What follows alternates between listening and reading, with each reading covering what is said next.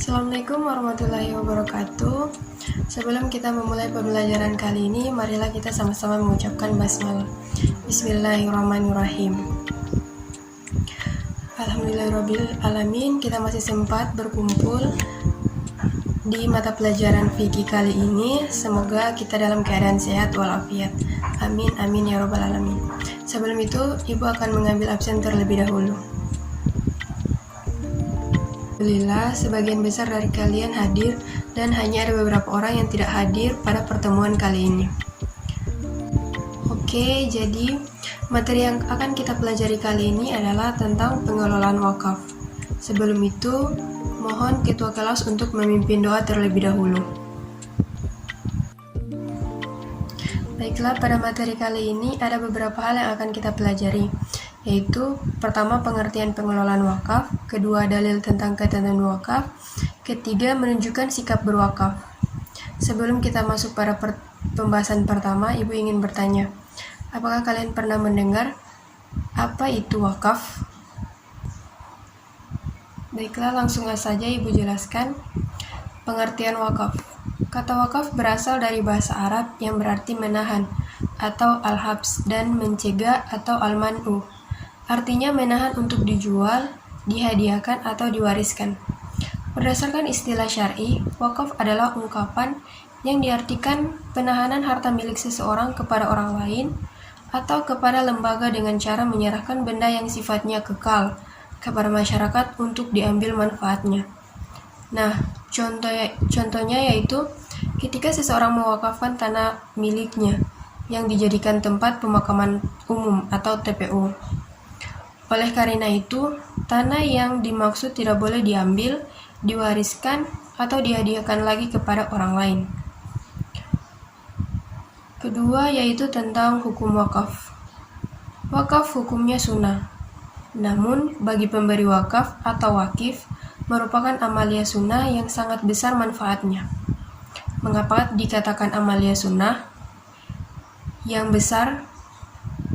Karena bagi wakif merupakan sedekah jariyah. Wakaf adalah perbuatan terpuji dan sangat dianjurkan dalam Islam. Hal ini sesuai dengan dalil-dalil wakaf untuk keperluan umat. Beberapa dalil tentang ibadah wakaf diantaranya adalah sebagai berikut. Yang pertama yaitu Quran Surah Al-Imran ayat ke-92, yang artinya, kamu tidak akan memperoleh kebajikan sebelum kamu menginfakkan sebagian harta yang kamu cintai, dan apapun yang kamu infakkan tentang hal itu sungguh Allah Subhanahu wa Ta'ala Maha mengetahui. Dan kedua adalah hadis Rasulullah SAW yang diriwayatkan oleh Bukhari dan Muslim, yang artinya dari Abu Hurairah bahwa Rasulullah SAW bersabda, apabila seseorang meninggal maka amalannya terputus kecuali 3 perkara, yaitu sedekah jariyah, ilmu yang bermanfaat, atau anak soleh yang mendoakannya. Mengenai sedekah jariyah pada hadis di atas, ulama telah sepakat bahwa yang dimaksud dengan sedekah jariyah dalam hadis tersebut adalah wakaf. Nah, yang ketiga itu rukun dan syarat wakaf. Rukun wakaf ada 4, yaitu orang yang berwakaf, benda yang diwakafkan, orang yang menerima wakaf, dan ikrar. Baiklah, kita akan bahas orang pertama yaitu orang yang berwakaf atau al-wakif dengan syarat-syarat sebagai berikut. Pertama itu, memiliki penuh harta itu, dia merdeka untuk mewakafkan harta tersebut kepada siapa yang ia kehendaki. Kedua, berakal, maksudnya tidak sah wakaf dari seorang bodoh, orang gila, atau orang yang sedang mabuk. Dan yang ketiga adalah balik. Nah, untuk benda yang kedua, yaitu benda yang diwakafkan atau al-mauquf. Syarat-syaratnya pertama adalah barang yang diwakafkan itu harus barang yang berharga. Nah, kedua, barang yang diwakafkan harus diketahui kadarnya. Apabila harta itu tidak diketahui jumlah kadarnya, pengalihan milik ketika itu tidak sah. Dan yang ketiga adalah harta yang diwakafkan harus memiliki orang yang berwakaf atau wakif. Nah, yang ketiga dari rukun tersebut adalah orang yang menerima wakaf, orang yang menerima manfaat wakaf atau al-mauquf alaihi, atau sekelompok orang badan hukum diberi tugas mengurus dan menerima barang wakaf atau nair tersebut. Orang yang menerima wakaf diklasifikasikan menjadi dua, yaitu pertama tertentu atau muayyan, yang kedua gairu muayyan. Sampai sini ada pertanyaan? Kalau tidak ada, baik kita akan lanjut. Nah, rukun yang keempat adalah lafaz atau ikrar. Syarat-syaratnya adalah sebagai berikut. Pertama, mengucapkan ikrar wakaf harus mengandung kata-kata yang menunjukkan kekalnya takbid. Tidak sah wakaf jika ucapannya dengan batas waktu tertentu.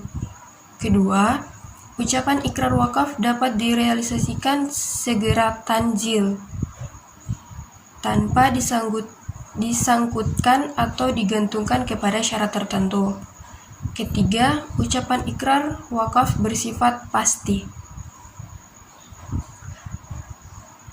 Nah, pembahasan kita yang terakhir pada pertemuan kali ini yaitu tentang hikmah dan keutamaan wakaf.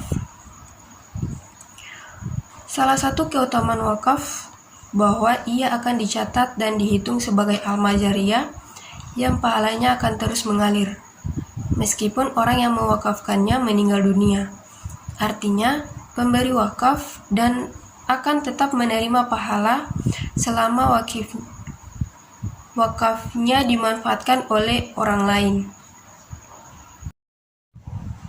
Ibu rasa materi untuk pertemuan kali ini sudah cukup. Jika ada yang belum jelas, silahkan ditanyakan. Nah, kesimpulan yang akan Ibu berikan yaitu tentang pengelolaan wakaf ini ialah pengelolaan wakaf sendiri adalah serangkaian kegiatan yang mengatur penyerahan suatu benda yang kekal zatnya seperti tanah, rumah, pekarangan sawah, atau benda yang disenangi untuk diambil manfaatnya oleh masyarakat umum. Nah, untuk itu Ibu akan memberikan tugas kepada kalian. Tugasnya ialah mencari tahu bagaimana pengelolaan wakaf yang ada di Indonesia ini. Semoga apa yang kita pelajari hari ini bisa bermanfaat untuk orang banyak. Nah, pertemuan berikutnya Ibu akan membahas tentang tugas yang telah diberikan dan juga akan melanjutkan materi tentang prinsip-prinsip pengelolaan wakaf.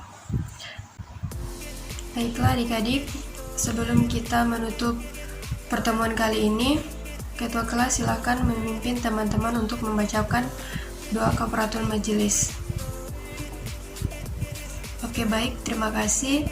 Sekian dari Ibu. Wassalamualaikum warahmatullahi wabarakatuh.